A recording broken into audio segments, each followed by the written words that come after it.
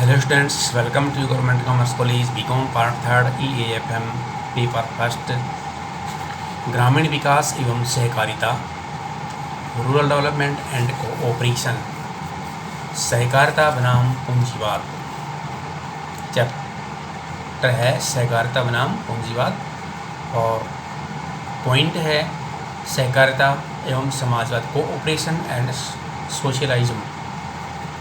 समाजवाद का अर्थ, समाजवाद एक ऐसी अर्थव्यवस्था है जिसमें उत्पादन के समस्त साधनों पर समाज का अधिकार होता है। उत्पादन के समस्त साधनों का उपयोग संपूर्ण समाज के हित के लिए किया जाता है। सामाजिक कल्याण ही इसका सर्वोपरि लक्ष्य होता है। पूंजी व लाभ का इसमें विशेष महत्व नहीं होता है। इस व्यवस्था में सरकार की महत्वपूर्ण भूमिका रहती है।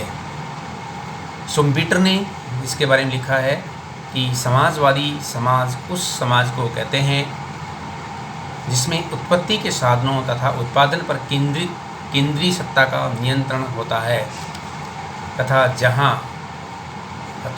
जहाँ समाज की आर्थिक क्रियाएं व्यक्तिगत क्षेत्र में न होकर सार्वजनिक क्षेत्र में होती। समाजवाद का तात्पर्य है कि इसमें व्यक्तिगत आधार नहीं होता है जबकि सार्वजनिक आधार होता है। सामान्य सरकार इसके अंदर कार्य करती है। समाजवादी अर्थव्यवस्था की विशेषताएं इस प्रकार से हैं। जैसे नंबर 1, उत्पादन के समस्त साधन समाज व राज्य के नियंत्रण में रहते हैं। नंबर 2, उत्पादन से संबंधित सभी निर्णय राज्य लेता है। नंबर 3, उत्पादन से प्राप्त लाभ का वितरण राज्य सरकार समाज के हित में करता है। नंबर 4, समाजवाद में निजी साहस का अभाव पाया जाता है। नंबर 5, समाजवाद में पूंजीवाद की तरह किसी निजी संपत्ति नहीं होती वरन समस्त संपत्ति पर पूरी समाज का एक अधिकार होता है। नंबर 6, उत्पादन से होने वाली आय पर समाज व राज्य का अधिकार होता है। नंबर 7, समाजवाद का उद्देश्य पूंजीवाद को समाप्त करना होता है। नंबर 8, समाजवाद एक प्रजातांत्रिक विचारधारा है। नंबर 9, समाजवाद प्रतिस्पर्धा के स्थान पर सहयोग को महत्व देता है। नंबर 10, सरकार देश में रोजगार की व्यवस्था करती है। नंबर 11, समाजवाद में व्यक्तिगत हित के स्थान पर संपूर्ण समाज के हित का ध्यान रखा जाता है। नंबर 12, समाजवाद में पुरस्कार व पारिश्रमिक का वितरण कार्यानुसार किया जाता है।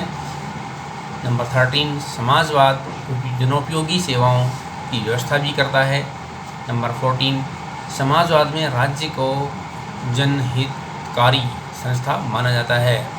और नंबर 15, समाजवाद में एक व्यक्ति मनुष्य समाजवाद में एक व्यक्ति संपूर्ण समाज का अंश या हिस्सा होता है। तो इसके अंदर समाजवाद और पूंजीवाद दोनों में कुछ समानताएं भी हैं और असमानताएं भी हैं। समानताओं को देखते हैं पहले। समाजवाद सहकारिता में कुछ समानताएं इस प्रकार से हैं। जैसे पूंजीवाद के विरुद्ध सहकारिता व समाजवाद दोनों ही पूंजीवाद के खिलाफ होते हैं, उनके दोषों को दूर करने का प्रयास करते हैं। नंबर 2, प्रजातंत्र पर बल। सहकारिता व समाजवाद दोनों ही प्रजातंत्र पर बल देते हैं व इसका पक्ष लेते हैं। नंबर 3, उद्देश्यों में एकरूपता। दोनों ही अर्थव्यवस्थाओं में व्यक्तिगत लाभ को महत्व न देकर सामूहिक लाभ व समाज कल्याण को महत्व देती है। नंबर 4, धन का वितरण। सहकारिता व समाजवाद आर्थिक समानता व न्याय के सिद्धांतों पर चलते हैं। इस कारण धन का कार्यानुसार संचालन वितरण चाहते हैं और करते भी हैं। नंबर 5, प्रतिस्पर्धा। पूंजीवाद की तरह इन दोनों व्यवस्थाओं में प्रतिस्पर्धा का कोई स्थान नहीं होता है क्योंकि वे न्याय, समानता, प्रजातंत्र व एकता के सिद्धांतों पर चलती हैं। नंबर 6, संघर्ष की समाप्ति। अर्थव्यवस्थाओं में पूंजीवाद व श्रमिक वर्ग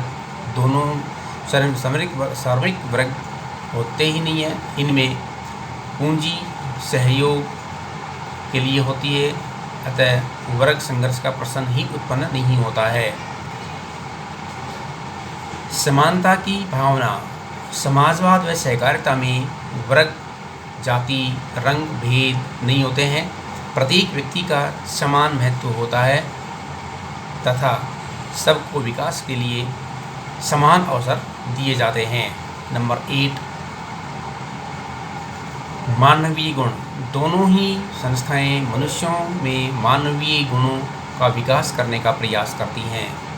वे एक दूसरे से आदर्श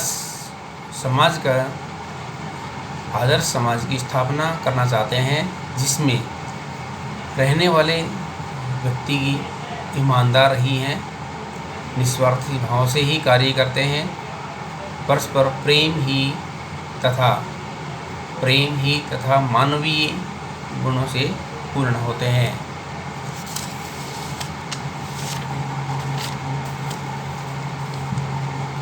समाजवाद व सहकारिता को एक ही मानते हुए प्रोफेसर कोल ने कहा, वर्ष 1944 में ग्रेट ब्रिटेन में समाजवाद व सहकारिता का अभिप्राय दो विभिन्न मतों से नहीं था, बल्कि उनकी एक ही शिक्षा थी।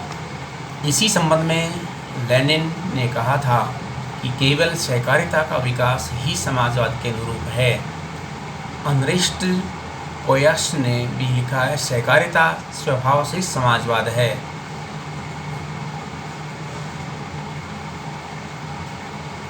उपरोक्त विभिन्न विद्वानों के दृष्टिकोण से स्पष्ट होता है कि समाजवाद व सहकारिता में अनेक समानताएं व उद्देश्यों में भी एकरूपता पाई जाती है। तो ये था हमारा सहकारिता और समाजवाद का अर्थ तथा दोनों में समानताएं क्या क्या होती हैं।